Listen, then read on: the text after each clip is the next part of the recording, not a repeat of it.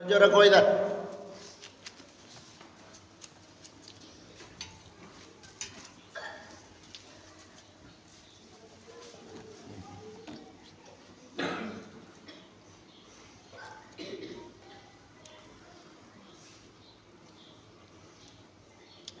اور یہ سارے گاؤں والے ایک اعلان بھی سن لیں، بلکہ دو ہی اعلان ہیں، ایک ساتھ ہی کر دیتا ہوں میں۔ اور یہ آپ کو آئینہ دکھانے کے لیے پورے گاؤں والوں کو، ورنہ مجھے اس کی ضرورت نہیں تھی، کیونکہ آپ جیسا آپ چلیں گے ہم ویسے ویسے چلیں گے۔ مہینہ نیا شروع ہو چکا ہے۔ بھائی ہارون اور اقبال ذوالفقار، یہ دونوں آپ سے ماہانہ جو انہوں نے ایک سلسلہ بنایا تھا بطور خدمت امام صاحب، فی گھر 150 روپیہ، اس حوالہ سے وہ آپ گھروں کے پاس آئیں گے اور آپ ان کو دیں گے۔ ایک بات یہ، دوسری بات یہ کہ فصل تقریباً مکمل ہو چکی ہے اور اس میں تقریباً گنتی کے چند گھر جو اپنا ایک فریضہ ان کا بنا ہوا ہے وہ ادا کرتے ہیں، اور بقیہ بھی اس بارے میں توجہ کرے۔ اور اس حوالے سے بھائی ماجد اور ذوالفقار لڑکا صاحب، یہ دونوں، کیونکہ انسان باقی لوگوں کی کچھ مصروفیات زیادہ ہے اور ان کو وقت نہیں ملتا ہے، ان کی مصروفیات بہت زیادہ ہے، کیونکہ جب انسان دنیا داری میں پڑ جاتا ہے تو پھر آہستہ آہستہ وہ ذمہ داریاں بھول جاتا ہے۔ اللہ تعالیٰ قرآن پاک میں فرماتا ہے تِلْكَ الْأَيَّامُ نُدَاوِلُهَا بَيْنَ النَّاسِ، اللہ تعالیٰ فرماتا ہے کہ یہ دن ہم لوگوں کے درمیان گھماتے رہتے ہیں، پھیرتے رہتے ہیں، آج ادھر ہے تو کل ادھر، کل ادھر ہے تو پھر ادھر۔ اس لیے یہ چند باتیں میں نے اس لیے کہہ دی کہ مجھے کہا گیا کہ آپ ایک بار مائک پہ کہہ دیں، سو میں نے کہہ دیا۔ یہ ہر مہینے کے حوالے سے یہ سلسلہ ہے، یعنی پچھلے مہینے سے انہوں نے شروع کیا اور وہ توڑ مکمل شاید چڑھا یا نہ چڑھا، تو اب اس حوالہ سے یہ تمام گاؤں والے اس بات کو مد نظر رکھیں، اور جب آپ اس طرف توجہ رغبت آپ کی ہوگی یا نہیں ہوگی یہ آپ کا نصیب ہے۔ ہم کہنے پر ہم نے اعلان کر دیا، ورنہ ہم نے 2 وقت روٹی کھانی، اللہ تعالیٰ کا فضل ہے، روٹی ہم کھا رہے ہیں، لیکن آپ کو دیکھیں کہ آپ مسلمان ہیں اور نبی کریم صلی اللہ علیہ وسلم کے امتی ہیں، اور دین کی خدمت کے حوالہ سے آپ لوگوں کا سرمایہ دین پر خرچ ہونے کی بجائے ہے لو و لہو میں، کھیل تماشے میں آپ کا پیسہ برباد ہوتا ہے، اور آئے دن ہماری اولادیں جو ہیں نسل در نسل بد مذہبی کا شکار ہوتی ہیں۔ اس کا سبب یہی ہے کہ ہم نے اپنے مراکز کو اپنے اولاد کے لیے آخرت کے بارے میں کچھ نہیں سوچا اور نہ سوچنا چاہتے ہیں، اور یہ دنیا کی نمائش کے لیے ہم جتنا چاہیں پیسہ خرچ کر لیں۔ تو قرآن پاک میں اللہ تعالیٰ نے فرمایا نا، ربنا آتنا فی الدنیا، اے ہمارے رب ہمیں اچھی دنیا دے۔ جو صرف دنیا کے طالب ہیں کہ ہمیں اچھی دنیا ملے، رب تعالیٰ ان کو دیتا ہے، لیکن ایسے لوگوں کا آخرت میں کچھ حصہ نہیں ہے، ایسے لوگوں کا آخرت میں کوئی حصہ نہیں ہے جو اچھی دنیا چاہتے ہیں۔ اچھی دنیا میں کیا آ جاتا ہے؟ انسان صدقہ خیرات کرتا ہے، سخاوت کرتا ہے، کہیں مسجد پہ پیسہ لگا دیتا ہے، کہیں محفل پہ پیسے لگا دیتے ہیں، کہیں اولیاء اللہ کے مزاروں پہ جانے پہ پیسہ لگا دیتے ہیں۔ یہ دنیا اچھی ہے، مل گئی، لیکن آخرت میں حصہ نہیں ہے۔ یہ رب کا پاک قرآن ہے۔ اور ہمارا ماحول معاشرہ تو اتنا دین سے دور ہے کہ آج ہمارا جو محفلوں کا سلسلہ ہے، اب ان کی جب رونق گھٹنی شروع ہو جائے تو پھر کیا ہوتا ہے، وہاں عمرے کے ٹکٹ لگا دیے جاتے ہیں، عمرے کے ٹکٹ، اور پیر اور ملا اور نعت خان یہ وہاں جمع ہوتے ہیں اور عمرے کے 10 ٹکٹ 20 ٹکٹ لگے ہوتے ہیں، عمرے کے ٹکٹ۔ اور پھر آگے جہالت اتنی ہے کہ وہ عمرے کے ٹکٹ لگا کر گویا کہ اپنے آپ کو نیک باور کرانا چاہتے ہیں کہ ہم نے اتنے عمرے کے ٹکٹ دیے۔ ایسی ٹکٹیں اور ایسے عمرے جو دین سے بیزاری کا سبب بنتے ہیں، اللہ تعالیٰ کی بارگاہ میں قبول نہیں ہوتے۔ اور پھر معاشرے میں یہ المیہ ہے کہ اگر کسی کو عمرہ نصیب ہو گیا تو پھر وہ حاجی بن گیا، پھر وہ حاجی بن گیا۔ یہ ضمناً میں بات عرض کر رہا ہوں کہ جو عمرہ کرتا ہے شرعاً اسے حاجی نہیں کہا جاتا، اور ہمارا ماحول معاشرہ ہے کہ عمرہ کر لیا تو حاجی بن گئے۔ اب اس حاجی کے لقب میں جو کرتوت کرنے کر لیے اور حاجی کا لیبل اوپر آ گیا اور کہا کہ حاجی صاحب ہے یہ۔ عمرہ کرنے والے کو حاجی شرعاً نہیں کہہ سکتے۔ اور ہمارا ماحول معاشرہ یہ ہے کہ یہاں ہمارے اس بہنی کی بھی خوش قسمت لوگوں میں ایک حاجیوں کا ٹولہ گیا تھا، ماشاءاللہ عمرہ کر کے آئے، اور پہلے 2-4 دن تو بڑی جناب کشا کشی رہی، اور جب دنیا کی لعنت دلوں کے اوپر بیٹھی تو سب کچھ بھول گئے۔ عمرے کرنے والے کو شرعاً حاجی نہیں کہتے، جیسے صرف نفلی نماز پڑھنے والے کو نمازی نہیں کہہ سکتے۔ ایک آدمی صرف نفل پڑھتا ہے، دیکھنے میں نماز تو وہ پڑھ رہا ہے لیکن وہ نمازی نہیں ہے جو نفل خالی پڑھ رہا ہے۔ ہاں، فرائض قائم کرے گا تو پھر نمازی ہے۔ اسی طرح جو حاجی وہی شرعاً ہوتا ہے جو اصل حج اکبر کر کے آئے شرائط کے مطابق، پھر اسے حاجی کہا جاتا ہے۔ اور حاجی جب لوٹ کر آئے تو حاجی بدل جاتا ہے۔ ہمارے آقا کریم صلی اللہ علیہ وسلم نے فرمایا کہ حج جب آدمی کر کے لوٹتا ہے تو ایسے ہے وہ جیسے اپنی ماں کے پیٹ سے آیا، سب گناہ اس کے اللہ تعالیٰ معاف فرما دیتا ہے۔ یہ حاجی کی فضیلت اور شان ہے۔ اور آپ حج کرنے والے اور عمرہ کرنے والوں کو دیکھیں کہ وہاں لوٹ کر آتے ہیں اور دل سخت ہو جاتے ہیں اور تکبر اور مغرور میں آ جاتے ہیں۔ یہ معاملات کیوں ہیں؟ کیونکہ ہمارا دل مردہ ہے، دل مر گیا۔ احساس تو دل میں ہوتا ہے، وہ مر گیا۔ دنیا کی حرص و ہوس نے، دنیا کی طلب نے، دنیا کی چاہت نے، دنیا کی رعنائیوں نے، دنیا کی ان حسین چیزوں نے دل مار دیے۔ دماغ تیز ہے، پیٹ بھرا جا رہا ہے، دماغ حرکت کر رہا ہے، احساس نہیں ہے۔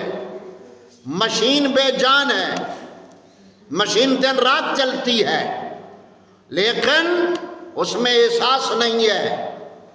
ہاتھ ڈالو مشین میں تو ہاتھ غائب، جسم کا کوئی حصہ مشین پکڑے وہ ختم۔ تو احساس نہیں اس میں، حرکت ہے مشین میں۔ آج کے انسان میں دماغی حرکت ہے، احساس نہیں ہے، کیونکہ احساس تو دل میں ہوتا ہے اور دل مر گیا۔ جب دل مر گیا تو پھر کسی کو کسی کا کیا احساس ہے؟ ماں باپ گھر بیمار پڑا ہے، اولاد کو احساس نہیں، بیوی بیمار ہے، شوہر کو احساس نہیں، بہن بیمار ہے، بھائی کو احساس نہیں۔ کیا وجہ ہے؟ یہی وجہ ہے کہ دل مر گئے۔ دل زندہ ہوتا ہے رسول اللہ کی تعلیم سے، اور اس سکول کی تعلیم سے دل مر جاتا ہے۔ جتنی بڑی پوسٹوں والے آپ دیکھیں ان کے ضمیر مر گئے، دل مر گئے۔ عقل بڑی تیز ہے، عقل یار ہے، 100 بھیس بنا لیتی ہے۔ تو یہ عقل والے جو ہیں یہ اس دنیا میں پریشان رہتے ہیں۔ جو عشق و محبت والے سچے ہیں ان کے دل میں درد ہوتا ہے کہ نبی پاک کی امت کس رستے پہ چل پڑی ہے۔ تو اس لیے یہ اعلان ہی تھا مختصر سا، اس کو اعلان ہی سمجھیں اور تنبیہ بھی سمجھ لیں، اور آخر پہ وہی بات ہے لطیفہ میں سنا دیتا ہوں اس قوم کو، کیونکہ شاید علامہ اقبال فرماتے ہیں نا کہ میری نوا میں نہیں ہے ادائے محبوبی، کہ بانگے سور سرافیل دل نواز نہیں۔ اقبال فرماتے ہیں کہ میرے جو اشعار ہیں، جو شعر ہیں، ان میں نرمی لچک محبوبوں والی نہیں ہے، میرے اشعار بہت سخت ہیں۔ اقبال کیوں؟ کہ بانگے سور سرافیل دل نواز نہیں، کہ اسرائیل علیہ السلام جو سور پھونکیں گے حشر والے دن اللہ تعالیٰ کے امر سے، اس سور سے سواد واؤ رے، اس سور سے نکلنے والی جو آواز ہوگی وہ بڑی ملائم نرم نہیں ہوگی، وہ آواز بہت خوفناک ہوگی، بہت خوفناک آواز ہوگی، کہ بانگے سور سرافیل دل نواز نہیں۔ وہ فرماتے ہیں کہ آج کی قوم جو ہے یہ اتنی مردہ ہو چکی ہے کہ ہمیں اسرائیل علیہ السلام والا وہ سور پھونکنا پڑتا ہے اس قوم میں، یعنی ایسی ہمیں کڑوی باتیں کرنی پڑتی ہیں تاکہ شاید ان میں سے کوئی زندہ ضمیر ہو اور وہ جاگ جائے۔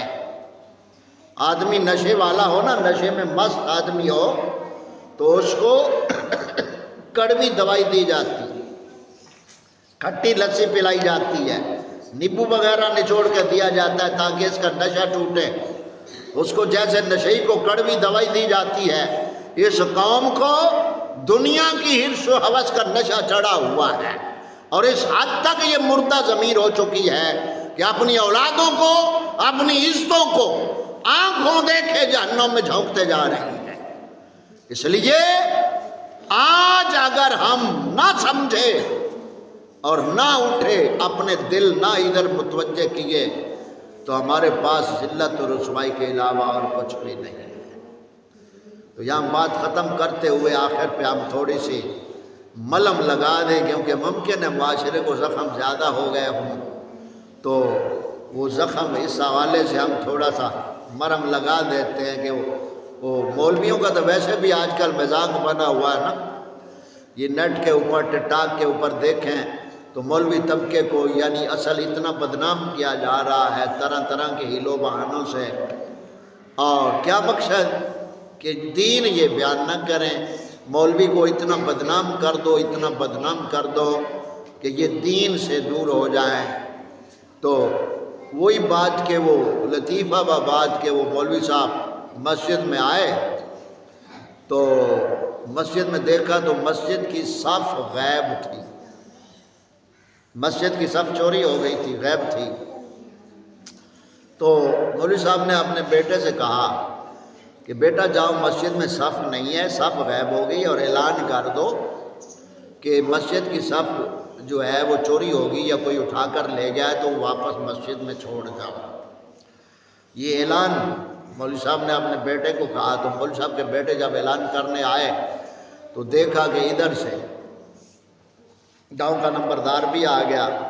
اس نے کہا کہ مولوی صاحب یہ بھی اعلان کر دو کہ فصل ہماری بالکل تیار ہے، اور یہ جو کھوتیاں وغیرہ ہیں نا، گدھیاں، یہ آوارہ زیادہ ہیں، لہذا یہ اعلان کر دو تاکہ یہ اپنے اپنی کھوتیوں اور گدھیوں کو باندھ لیں، فصل کا نقصان نہ ہو۔ وہ بھی مولوی صاحب کے بیٹے نے اعلان سن لیا۔ اور تیسرا ادھر سے دائی مائی آ گئی، وہ یہ وغیرہ اپنے چنے وغیرہ یا یہ دانے بھونے جاتے ہیں نا کڑھائی کے اوپر، تو وہ دائی مائی بھی آ گئی۔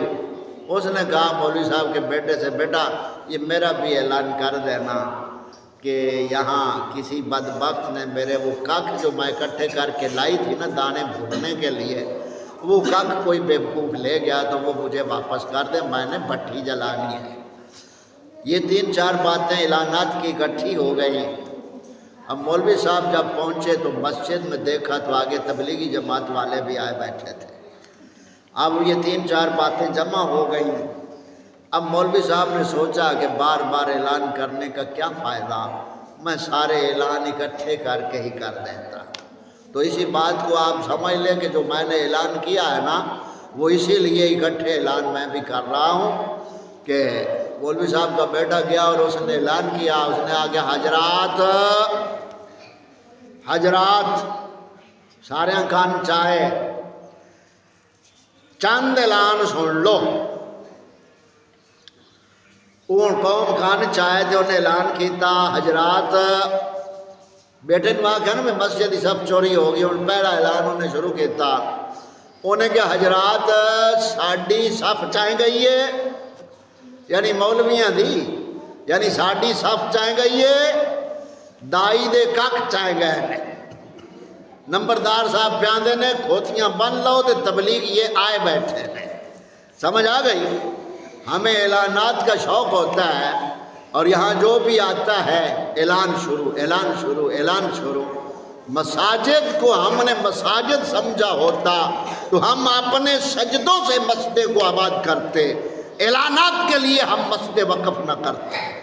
اگر ہم نے مسجد کو مسجد سمجھا ہوتا تو ہم اس کی دیکھ بھال کے لیے اپنا دل و جان قربان کر دیتے، لیکن ہم نے اسے کیا سمجھا ہوا ہے، اللہ تعالیٰ کے گھر کو ہم نے کیا سمجھا ہوا ہے؟ ضرورت ہے تو اعلان کر دو، اگرائی کر لو، اللہ اللہ فیصلہ۔ اللہ تعالیٰ ہم سب کو سچا دین اور سچا عقیدہ اہل سنت و جماعت اس کو سیکھنے اور اس کے اوپر عمل کرنے کی توفیق عطا فرمائے، اور ہم سب کو 3 باتوں سے محبت اور 3 باتوں سے نفرت کی توفیق عطا فرمائے۔ 3 باتوں سے محبت ایمان ہے، ادب غیرت، کفر سے نفرت، یہ 3 باتیں ایمان ہیں، اور 3 باتوں سے بیداری، حکومت یعنی ٹی وی ووٹ سکو، چوکیدار نبی سرور دا، چوکیدار نبی سرور دا دیندہ پھردہ ہوکا، ٹی وی ووٹ سکولا تو بچ جائیو مومن لوکا۔ مومن بچنے کی کوشش کرتا ہے، منافق ادھر نسنے کی کوشش کرتا ہے۔ یہیں سے ہم اپنے ایمان کا تجزیہ کر سکتے ہیں۔ اللہ تعالیٰ صدقے حبیب پاک کے جملہ بیماروں کو شفائے کلی عطا فرمائے، اور جملہ پریشانیوں سے اللہ تعالیٰ ہم سب کو نجات عطا فرمائے، اور پیارے محبوب کا سچا نظام عطا فرمائے۔